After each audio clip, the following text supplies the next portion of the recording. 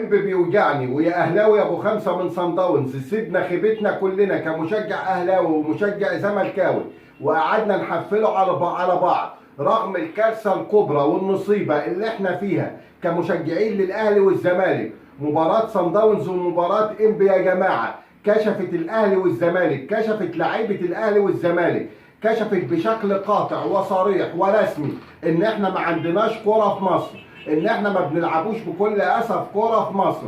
كشفت شكلنا اخر 10 سنين. الكوره في مصر ماتت من سنه 2011.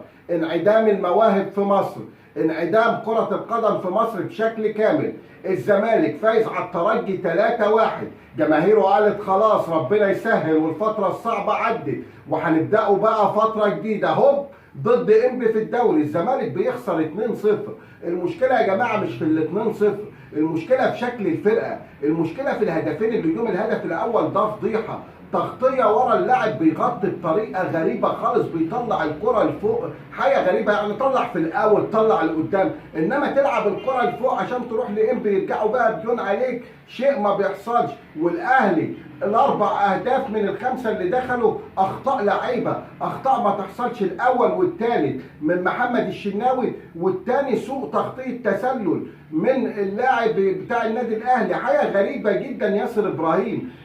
احنا الماتشين دولت يا جماعة المفروض نقفوا بقى قدام نفسنا، المفروض نشوف نفسنا كأهلي وزمالك في المراية. احنا كل سنة وانتم طيبين والبقاء لله في الكرة المصرية. الاهلي في مجموعته والزمالك في مجموعته السنة دي في دوري ابطال افريقيا، اضحوكة افريقيا. الناديين اللي كانوا بيخوفوا العالم، ده في مسؤول في جنوب افريقيا كتب كده فعلا بعد هزيمة الاهلي 5 اول امبارح، كتب البقاء لله في الاهلي والزمالك. اكثر ناديين كان لهم شعبيه وكان لهم سلطه في افريقيا خلاص السنه دي في دوري المجموعات بانوا انهم فرق ضعيفه جدا، انهم فرق هزيله جدا وعلى وشك الخروج. الاهلي ممكن الظروف تساعده ان صن داونز يعمل نتيجه ايجابيه مع الهلال وبعدين الاهلي يفوز هنا ويصعد. الزمالك موقفه صعب جدا وعاوز يفوز في المباراتين اللي جايين، اللي هي يوم الجمعه اللي جايه والمباراه اللي بعدها. الشباب بلوزداد هناك يوم الجمعه الجايه، مباراه في منتهى الصعوبه على الزمالك. طبعا المباراتين دول مباراه انبي اللي فاز فيها على الزمالك اللي صورتها قدامكم 2-0،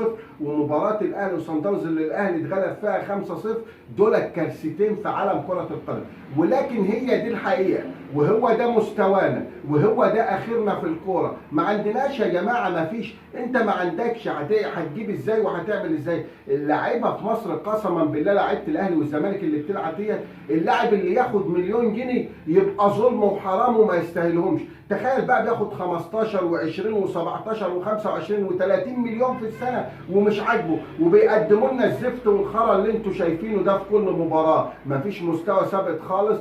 طبعا حط بقى على الناحيه الثانيه منتخب السنغال. السنغال خد كاس الامم الافريقيه للشباب، السنغال خد كاس الامم الافريقيه للكبار، السنغال خد كاس الامم الافريقيه للمحليين. نشوف التجربه. لو احنا عندنا ناس بتفهم صح، في بروازيل لازم نحطهم قدامنا. منتخب السنغال اللي حصل وليه وصل لكده، وكمان صن داونز. صن داونز يا جماعه من 2016 بكل امانه افضل فريق بيلعب كره في افريقيا. احنا بنصرفه قده في الاهلي والزمالك 10 مرات والنتيجه صفر، مفيش اداء مفيش اي حاجه. نشوف الفرقه دي بتجيب لاعبتها ازاي، بتختار اللعيبه ازاي. هو ده اللي هيفيد الكره المصريه، انما غير كده نبقوا بنضحكوا على نفسنا. تشوف الجيل اللي هو الحالي في الاهلي والزمالك، وتشوف جيل 2011 لما قبل، يعني من 2005 ل 2011 مثلا في الاهلي والزمالك. حتى الزمالك ما كانش بياخد بطولات، انما كان عنده جيل كان عنده جمال حمزه وعنده حازم امام وعنده لعيبه عاليه خالص. والاهلي حدث ولا حرج، ابو تريكه وبركات وعماد متعب ومحمد شوقي، الجيل الرهيب ده وعصام الحضري والناس دي، فرق السما من الارض.